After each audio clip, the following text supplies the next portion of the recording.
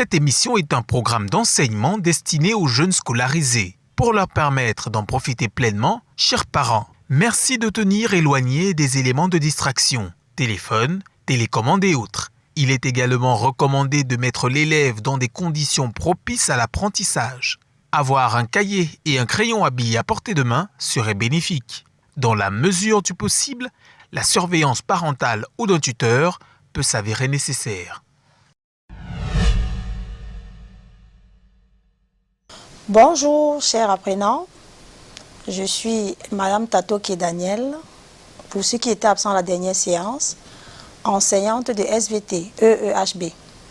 Je suis très heureuse ce matin de retrouver mes élèves de la classe de 3e pour la suite du programme que nous avons entamé la dernière fois.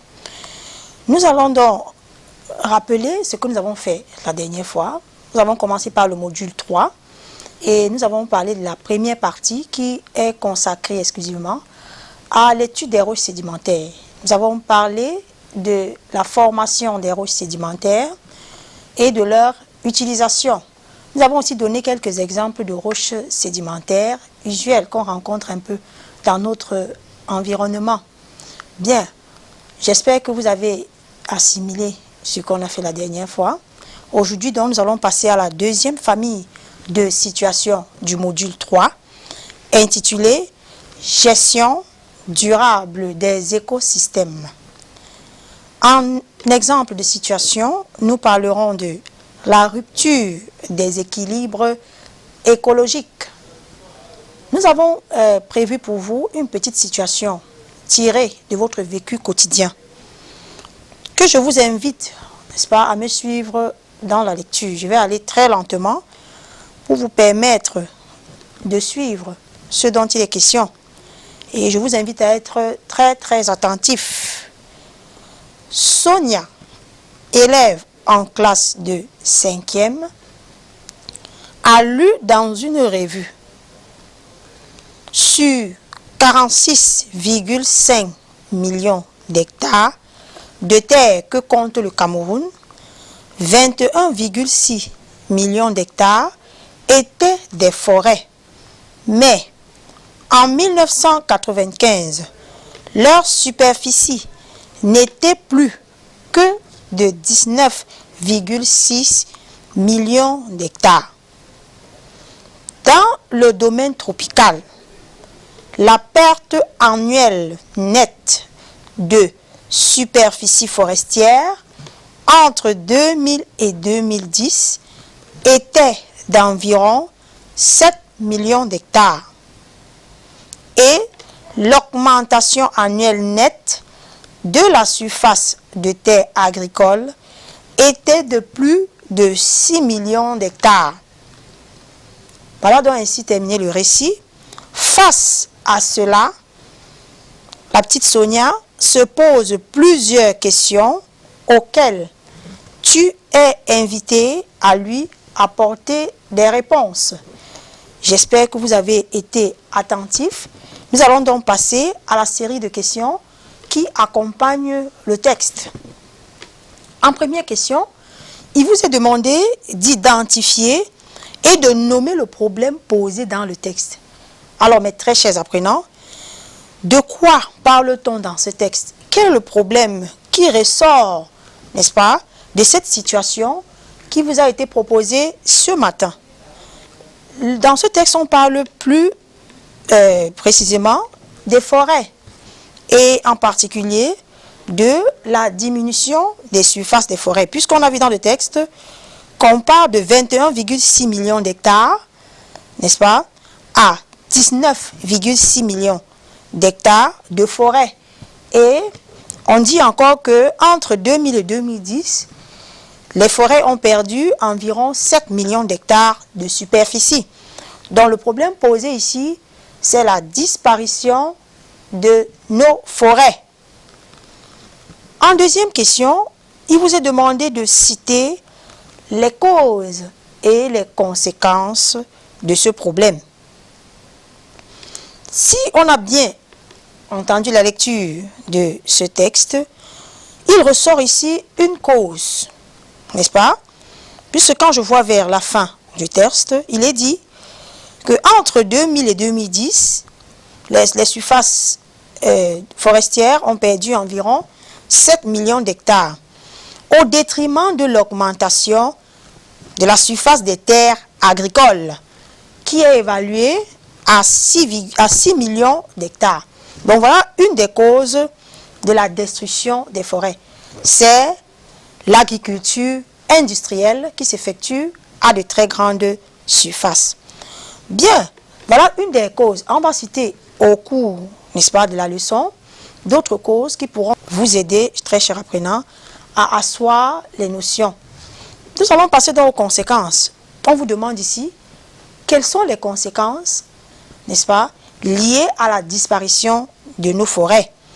Bien, il y a plusieurs conséquences, vraiment plusieurs, mais je vous laisse le soin vraiment qu'à la fin de la leçon, nous puissions revenir dessus pour répondre effectivement à cette question. Nous passons donc à la troisième question. Proposer les actions à mener pour résoudre le problème. Très bien, très cher apprenant, étant donné que le problème posé ici, c'est la destruction des forêts, il nous vient en ce moment une seule solution assez probable qui est, si on détruit un arbre, il faut le remplacer par un autre. Donc voilà la solution qui est assez probable à ce niveau du cours. Et comment appelle-t-on ce procédé du remplacement des arbres par d'autres? On a appelé ça le reboisement. La pratique du reboisement, donc, est l'une des solutions que nous pouvons proposer, n'est-ce pas, pour remédier à la destruction des forêts. Bien, au terme de l'étude que nous venons de mener, il y a une compétence qui en ressort. Ce qu'on attend de vous, très chers apprenants, la compétence visée ici, c'est de protéger les écosystèmes. Donc vous devez être capable de protéger les écosystèmes en utilisant les moyens, n'est-ce pas, qui vous seront attribués. Bien, nous passons donc à la séquence 3 de notre cours, étude d'un écosystème, la forêt. Donc dans cette partie du cours, nous allons étudier la forêt. Bien, en introduction, alors en prérequis, on va d'abord parler de l'écosystème. C'est quoi un écosystème? Vous avez parlé de ce cours, de cette notion-là en quatrième, en classe de quatrième, on a parlé de l'écosystème. Qu'est-ce que l'écosystème? C'est l'ensemble formé par l'association des êtres vivants et leur milieu de vie. C'est en fait ça l'écosystème. Un écosystème, c'est un ensemble d'êtres vivants regroupés dans un milieu de vie.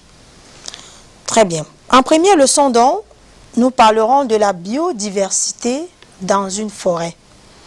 L'objectif, mes très chers apprenants, vous devez être capable à la fin de cette leçon de déterminer la biodiversité qui existe dans la forêt. Quelle est la constitution de la biodiversité dans la forêt? Avant d'entrer dans le vif du sujet, il faut d'abord avoir la définition du mot biodiversité. C'est quoi biodiversité? Bien qu'on entende biodiversité, on voit d'abord bio. Bio qui renvoie aux êtres vivants. Et diversité qui renvoie à la multitude. On peut donc définir la biodiversité comme la diversité du monde vivant. Donc c'est ça la biodiversité. La diversité du monde vivant. Une définition assez simple. Maintenant, quand on parle du monde vivant, quels sont les constituants du vivant? Nous avons les animaux et les végétaux. Donc voilà les deux parties qui constituent le monde vivant. Par conséquent, on va donc dire ici que la biodiversité dans la forêt est constituée par sa biocénose. Ça veut dire l'ensemble des êtres vivants qui l'occupent. On va donc redistribuer ça, n'est-ce pas, en fonction des règnes qui constituent le vivant. On parlera de la phytocénose, phyto, qui renvoie à l'ensemble des végétaux, d'accord, et de la zoocénose, qui renvoie à l'ensemble des animaux. Donc, on va donc résumer en disant que La biodiversité de la forêt regroupe sa phytocénose et sa zoocénose. En petit 1, on doit d'abord décrire la forêt proprement dite avant d'arriver, n'est-ce pas, à la détermination des espèces qui y vivent. Nous avons donc là en image une vue aérienne, la vue aérienne d'une forêt équatoriale. Bon, mes très chers apprenants, à vrai dire, je n'ai pas encore, n'est-ce pas, vécu l'expérience de visiter une forêt proprement dite. Franchement, il faut pas se leurrer, vraiment. C'est pour des raisons assez personnelles. Je n'ai pas encore vraiment eu à vivre cette expérience. Cependant, j'ai quelqu'un dans mon entourage qui a côtoyé ce milieu lors de sa formation. Et elle m'a dit que les récits qui sont faits dans les livres sont reliés à la réalité, mais que sur le plan, comment je dis ça, in vivo, c'est un peu plus impressionnant, la visite en forêt.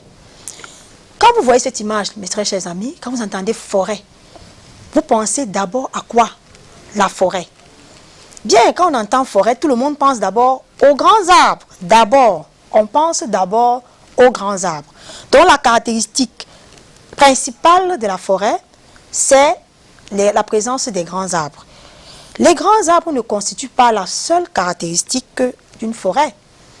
Bien, quand vous observez le document là, vous vous rendez compte que le feuillage est touffu.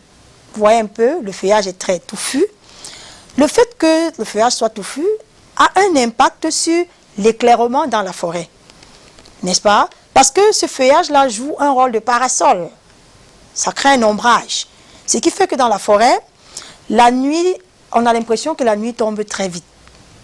Ça veut dire qu'à 18 h dans la forêt, tu as l'impression qu'il est déjà 20 h, puisqu'il fait déjà noir.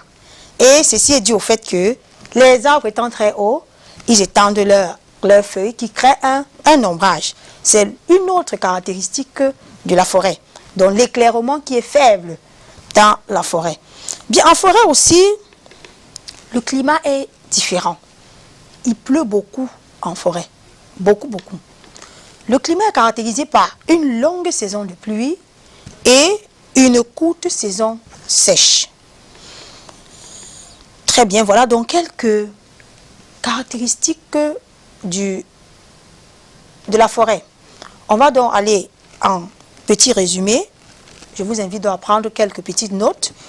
La forêt est une formation végétale dominée par des arbres de grande taille qui se développent dans une région humide.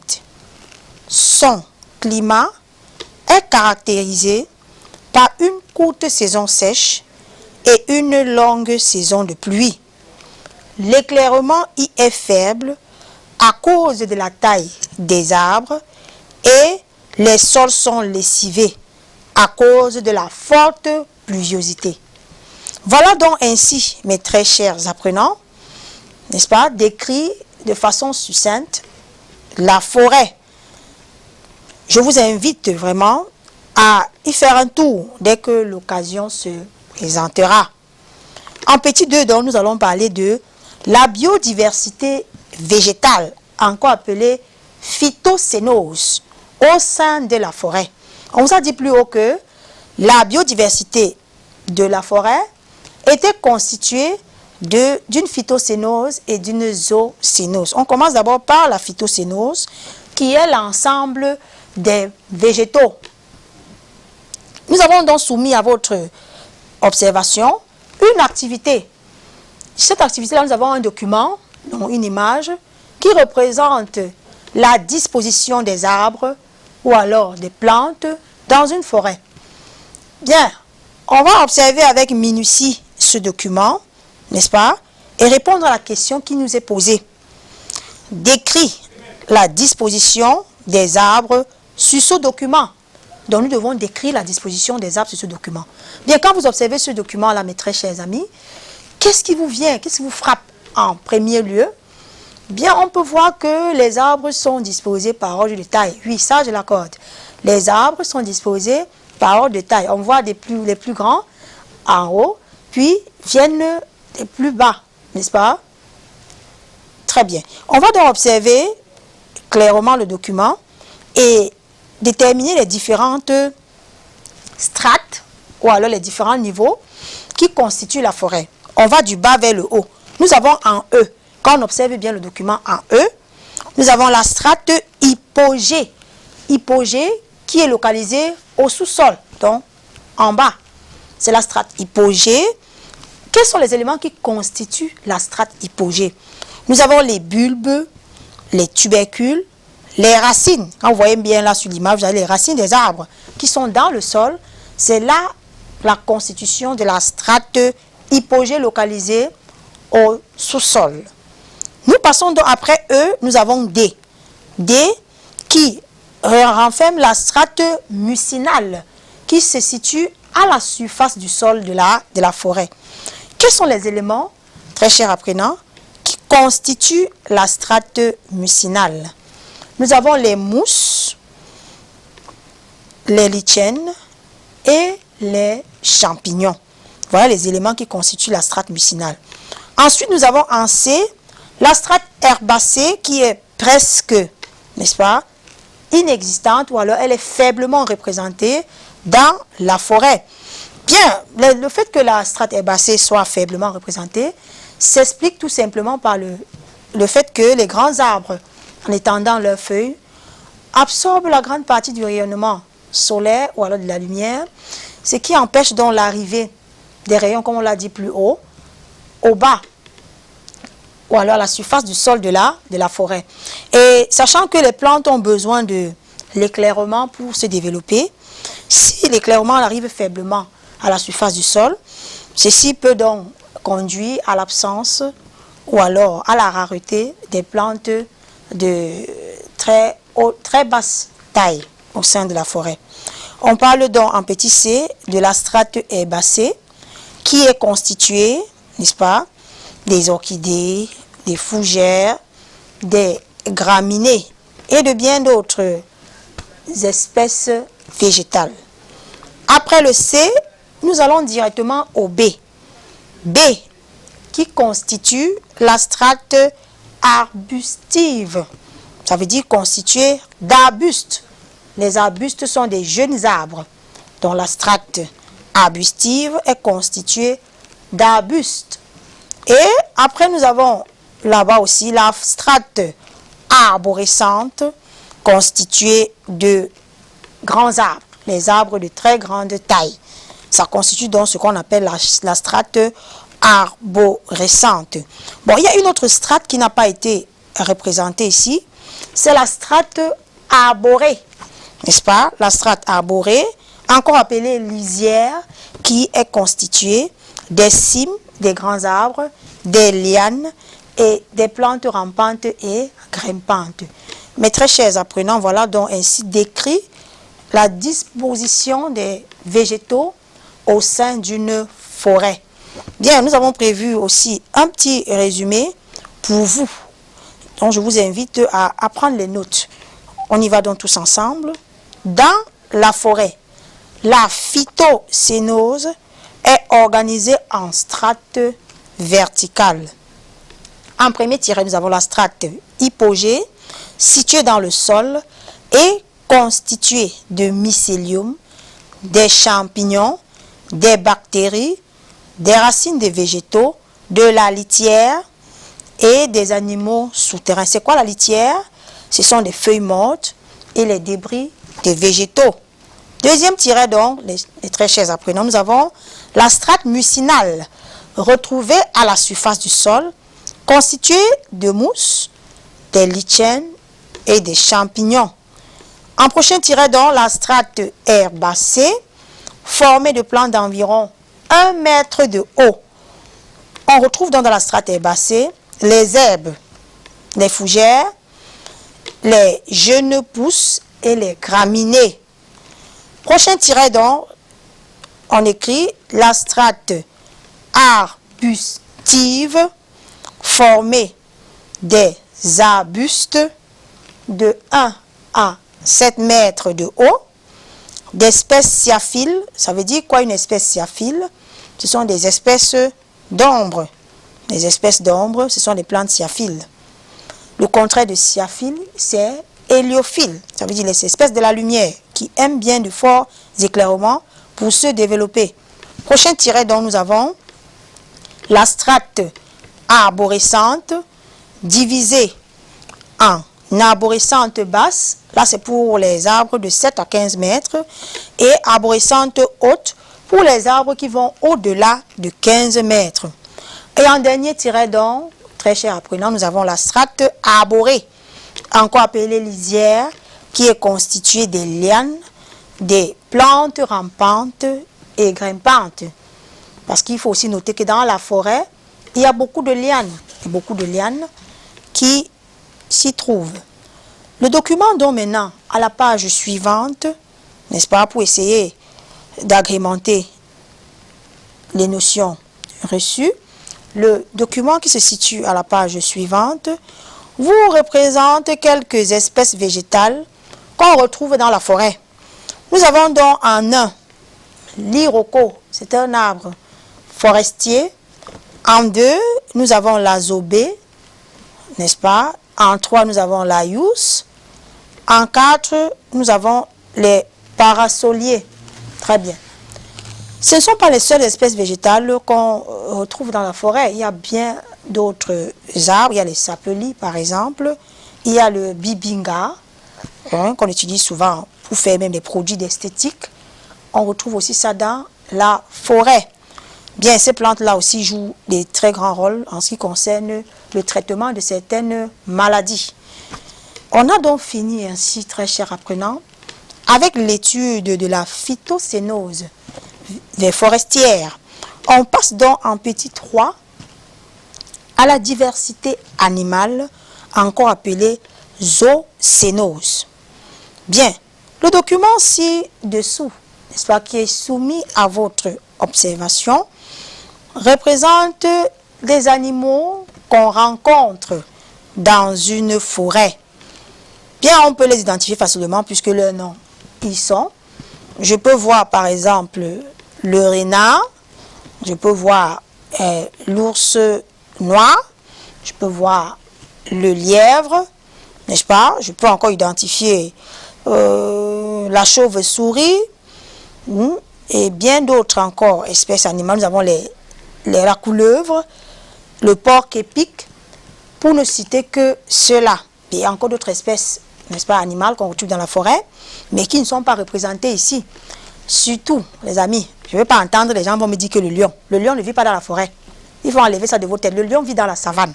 Puisque vous avez coutume de dire que le lion, c'est le roi de la forêt.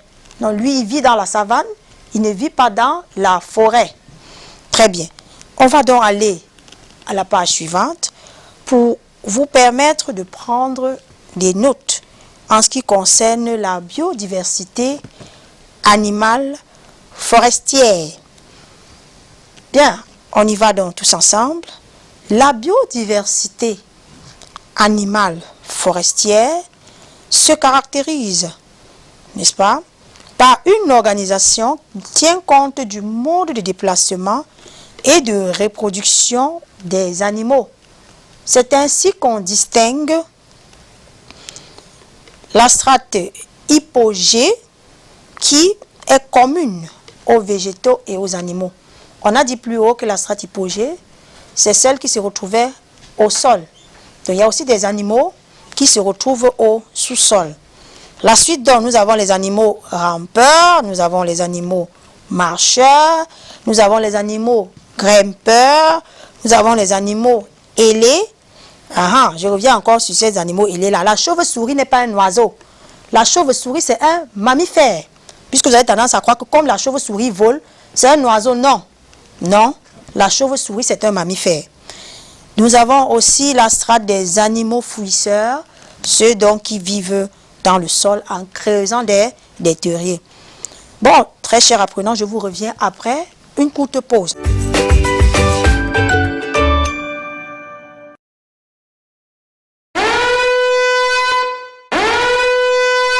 Cette émission est un programme d'enseignement destiné aux jeunes scolarisés. Pour leur permettre d'en profiter pleinement, chers parents, merci de tenir éloigné des éléments de distraction, téléphone, télécommande et autres. Il est également recommandé de mettre l'élève dans des conditions propices à l'apprentissage. Avoir un cahier et un crayon à billes à portée de main serait bénéfique. Dans la mesure du possible, la surveillance parentale ou d'un tuteur peut s'avérer nécessaire. Bien, très chers apprenants, bon retour pour la suite de notre programme. Pour résumer ce qui a été dit précédemment, la forêt contient des animaux et des végétaux dont l'ensemble constitue sa biodiversité. Nous avons fini de décrire la forêt, de parler des espèces vivantes qu'on y retrouve. Nous allons passer à la deuxième leçon qui parle des relations, n'est-ce pas, que ces êtres vivants entretiennent entre eux. On parle-t-on d'interdépendance, n'est-ce pas, dans la forêt, c'est-à-dire les relations qui existent entre les espèces différentes et qui contribuent, n'est-ce pas, au développement de ces différentes espèces-là. Donc, en leçon 2, on parle de l'interdépendance dans une forêt. En objectif, très cher apprenant, vous devez être capable, n'est-ce pas, à la fin de ces leçons, de déterminer le rapport d'interdépendance dans une forêt. Ça veut dire quelles sont les différentes relations que les êtres vivants entretiennent entre eux dans la forêt et qui contribuent à leur développement, à leur suivi. Très bien. Nous avons donc en introduction, très chers apprenants, les êtres vivants d'une forêt dépendent les uns des autres pour la nourriture, de telle sorte que la disparition totale d'un groupe entraîne la mort des autres. Comme je l'ai dit plus haut dans mon introduction, ces relations donc sont capitales à la suivi, n'est-ce pas, des espèces qui vivent dans la forêt. Ces relations diverses qu'ils entretiennent les obligent à vivre ensemble. Ce sont des relations trophiques. Qu'appelle-t-on relations trophiques? Les relations trophiques sont celles basées sur l'alimentation. Donc, on va donc passer à la première notion, très cher apprenant, la notion de chaîne alimentaire, qui a aussi été amplement étudiée en classe de 4e. C'est une sorte de révision pour vous, élèves de la classe de 3e. Nous avons donc une activité là, n'est-ce pas, constituée d'une image qui est, n'est-ce pas, une image soumise, pardon, à votre observation. On observe donc l'image, on retrouve là sur l'image les différents animaux et les plantes, hein, n'est-ce pas, vivant dans un écosystème. Après donc observation de cette image, la première question qui vous est posée, c'est de donner la signification des flèches qu'on observe sur le document. Bien, n'est-ce pas, on va faire appel à ce que vous avez reçu en 4e. Quand on voit les flèches comme ça veut dire quoi? Hein, je vois par exemple la première flèche, une flèche rouge qui va de l'écureuil et atterrit à l'épervier en haut là. C'est l'épervier, non? Oui. La flèche qui monte là, ça veut dire quoi, la flèche là? Bon, ça veut dire tout simplement est mangé par. C'est tout. Donc la flèche que vous voyez, les différentes flèches que vous voyez sur le document, signifie est mangé par. Et nous avons encore sur le document même des flèches de différentes couleurs. Nous avons les flèches rouges et les flèches vertes. Les flèches rouges sont faites pour caractériser les animaux carnivores, n'est-ce pas, ou zoophages. Ça veut dire qu'ils se nourrissent d'espèces ou alors d'aliments d'origine animale. C'est ça là-bas, ce sont les zoophages. Et en vert, ce sont les phytophages, encore appelés herbivores ou végétariens. Ceux qui se nourrissent d'aliments d'origine végétale. C'est donc ça la différence qu'on a fait sur le document à ce qui constitue la couleur des différentes flèches observées sur l'image. Nous avons donc répondu ainsi à la première question. Les flèches observées sur le document signifient tout simplement « est mangé par ». Deuxième question. Il est demandé d'établir la base de la relation qui s'établit entre les êtres vivants de cette image. Donc, quelle est donc la relation qui est entre eux? Comme on l'a dit plus haut, n'est-ce pas? Il s'agit des relations trophiques. Et comme le titre même de la partie l'indique, on parle de chaîne alimentaire. Ça veut dire que ces relations-là, n'est-ce pas, sont basées sur la nourriture, oui, ou encore sur l'alimentation. Donc, c'est ça la réponse à la deuxième question. Les relations qui s'établissent, n'est-ce pas, entre les êtres vivants de la forêt sont basées principalement, il y a d'autres relations, mais le principal, ce sont les relations trophiques basées essentiellement sur l'alimentation. Nous passons donc à la troisième question. On nous demande de définir chaîne alimentaire et de relever du document soumis à notre observation un exemple de chaîne alimentaire tout en précisant le rôle de chacun des éléments. On a vu en quatrième que dans une chaîne alimentaire, les différents éléments, encore appelés maillons, jouent un rôle très important dans la chaîne alimentaire. Bien, on va donc aller sur le document. Qu'est-ce que la chaîne alimentaire? Pour la définition qu'on vous a donnée en quatrième, c'était quoi la chaîne alimentaire? On a dit tantôt que la chaîne alimentaire, c'est une suite des êtres vivants où les uns mangent les autres avant eux-mêmes d'être mangés à leur tour.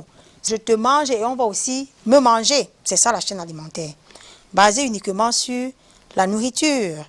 Bien, on va tirer donc un exemple de chaîne alimentaire sur notre image.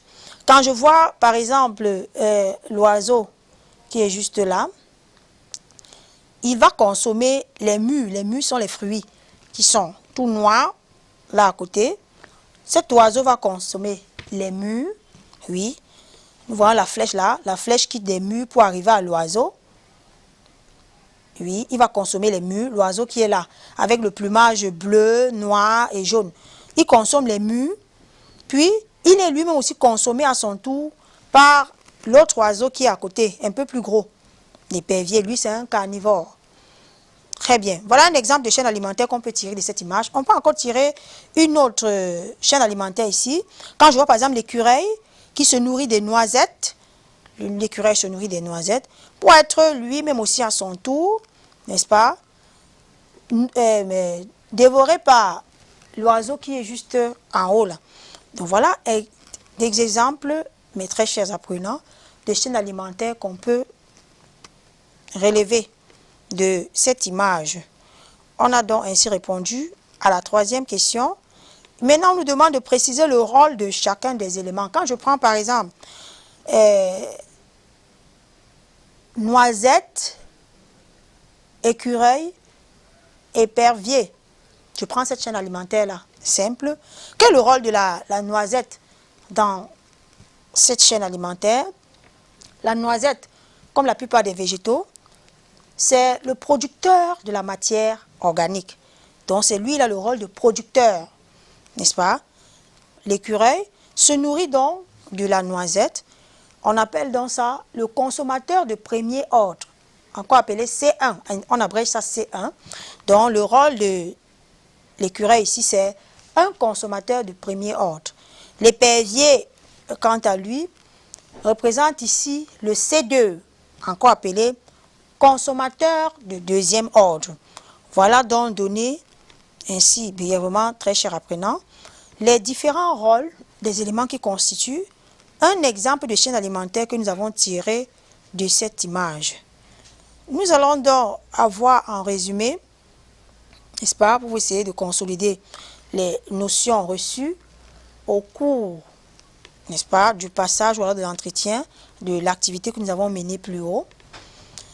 Une chaîne alimentaire est une suite ordonnée d'êtres vivants dans laquelle chacun mange celui qui le précède, puis devient la nourriture de celui qui le suit. Nous avons donc un exemple de chaîne alimentaire, n'est-ce pas?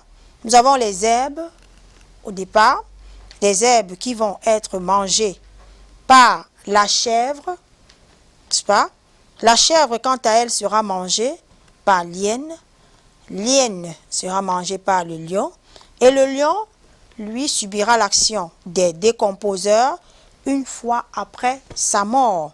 Voilà donc un exemple de chaîne alimentaire à 5 maillons. Le maillon, c'est tout élément qui constitue une chaîne alimentaire.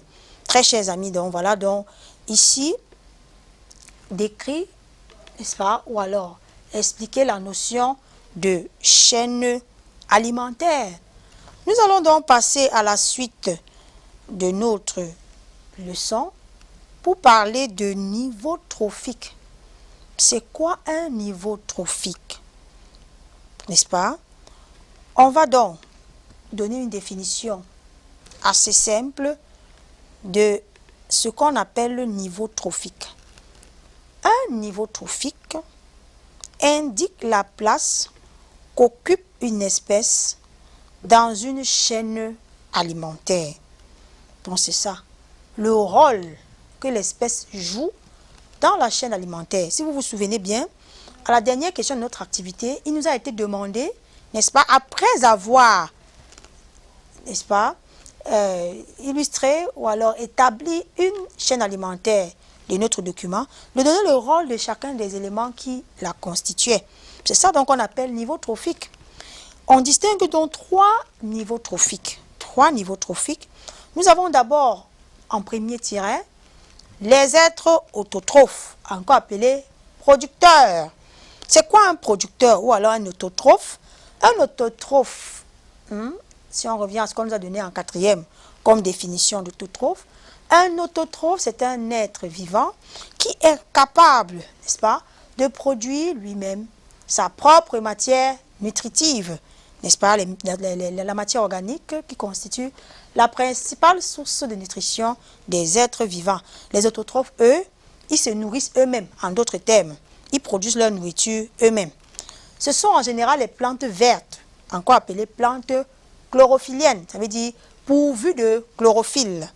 Nous passons donc à la suite. Les êtres vivants autotrophes ou producteurs constituent en général le premier maillon d'une chaîne alimentaire. Il est essentiel, très cher apprenant, de commencer toujours une chaîne alimentaire par un producteur, puisque si la matière organique n'est pas produite au départ, que consommeront donc les autres éléments qui viendront donc après dans la chaîne alimentaire. Pour plus de précision, il faudrait que vous commenciez toujours votre chaîne alimentaire par un producteur. En deuxième tiret donc, nous avons les organismes hétérotrophes. Ce sont les consommateurs. Ce sont ceux qui sont incapables de produire eux-mêmes leur nourriture. Ils se nourrissent cependant de la matière qui a été élaborée par les producteurs. Donc, ce sont les hétérotrophes. N'est-ce pas, les hétérotrophes qui sont donc incapables de fabriquer eux-mêmes leur propre matière nutritive ou organique. Ils sont constitués d'animaux et de plantes non chlorophylliennes. Parce que les plantes ne sont pas toutes chlorophylliennes. Il y a des plantes qui ne sont pas vertes. Par exemple, les champignons. Les champignons ne sont pas des plantes chlorophylliennes. Ce sont les hétérotrophes. Donc, les organismes hétérotrophes constituent donc ce qu'on a appelé les consommateurs. Bien, dans le groupe des consommateurs, là, il y a encore 3 petits groupes qu'on a essayé de séparer. On a en premier point les consommateurs de premier ordre. C1, qui se nourrissent des producteurs. N'est-ce pas? Qui se nourrissent des producteurs. Ce sont les végétariens. Ce sont les végétariens. Par exemple, la chèvre, par exemple, c'est un C1. Quand je prends, par exemple, l'écureuil, c'est un C1. C'est un consommateur de premier ordre. Après les consommateurs de premier ordre, nous avons ceux du deuxième ordre, encore appelés C2, qui se nourrissent des herbivores. Des herbivores. Comme exemple de C2, on peut avoir le lion, le tigre, les guépards et autres. Ce sont les C2 là-bas. Et en dernier lieu, nous avons les consommateurs du troisième ordre, qui se nourrissent des C2. N'est-ce pas? Qui se nourrissent des C2. Je peux citer comme C3, le serpent. Le serpent, c'est un C3. Puis, ils se nourrissent d'espèces appartenant au groupe des C2. Le serpent, par exemple, comme le boa, c'est un exemple de C3.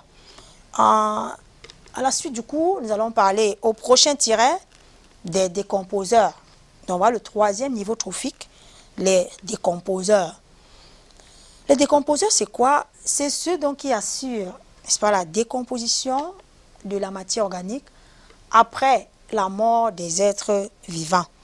On va donc noter ici que ce sont toujours les derniers maillons de la chaîne alimentaire. Ils ont pour rôle de transformer donc les substances organiques en substances minérales.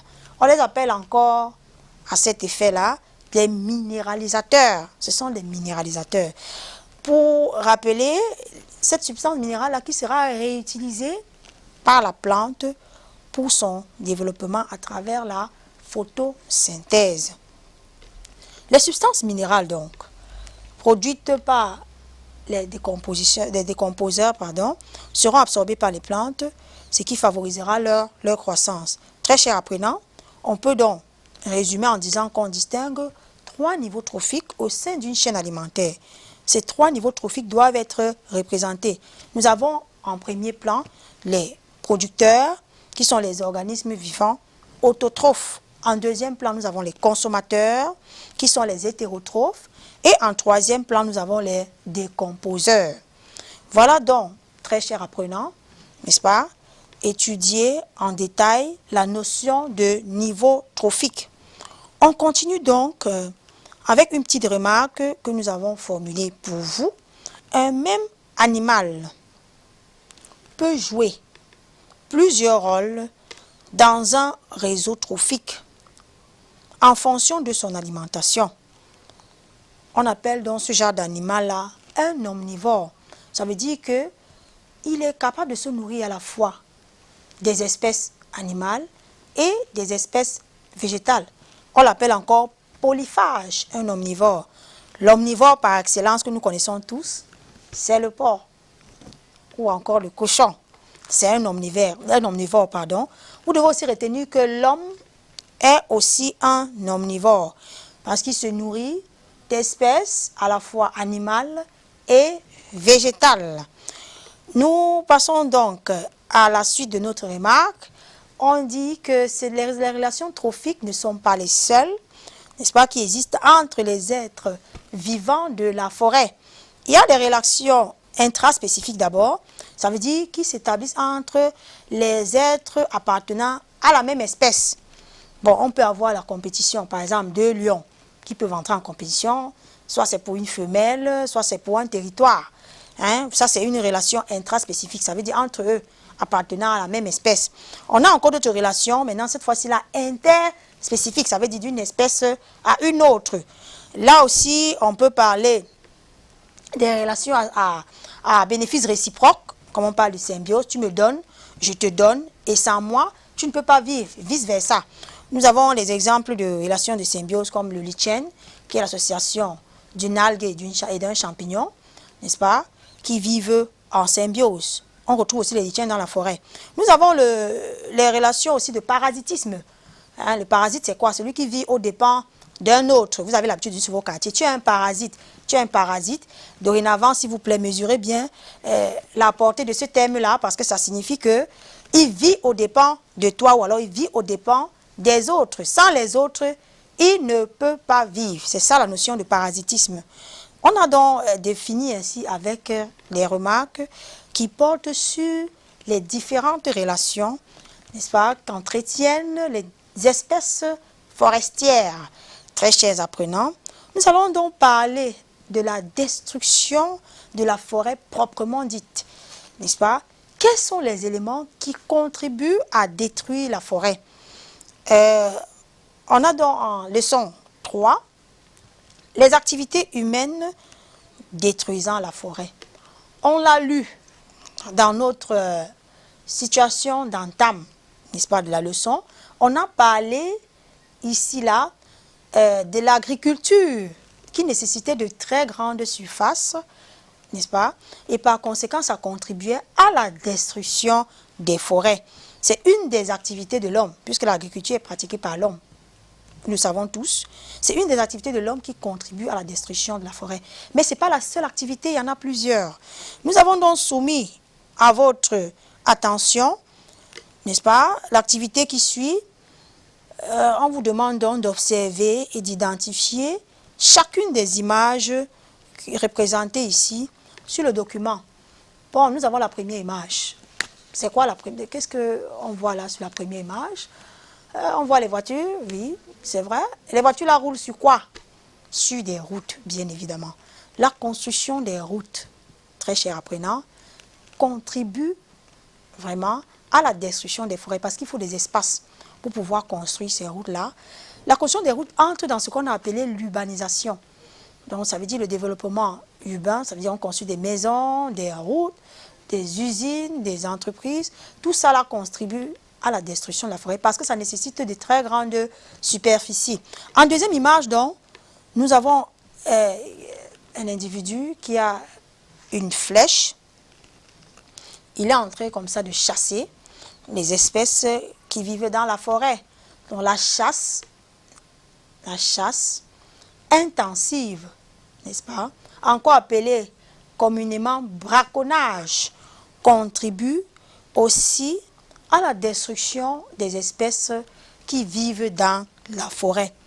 La prochaine image, à la page qui suit, on peut l'observer très bien. On voit là un grand feu.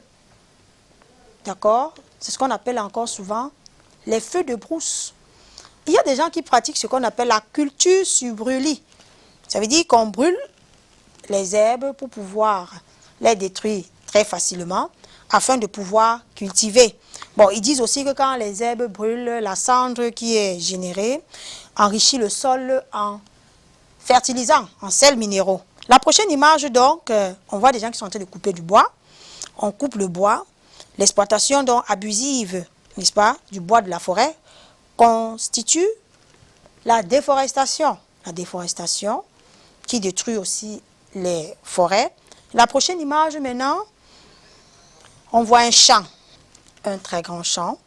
Et ça, c'est l'illustration de ce qu'on appelait plus haut l'agriculture industrielle.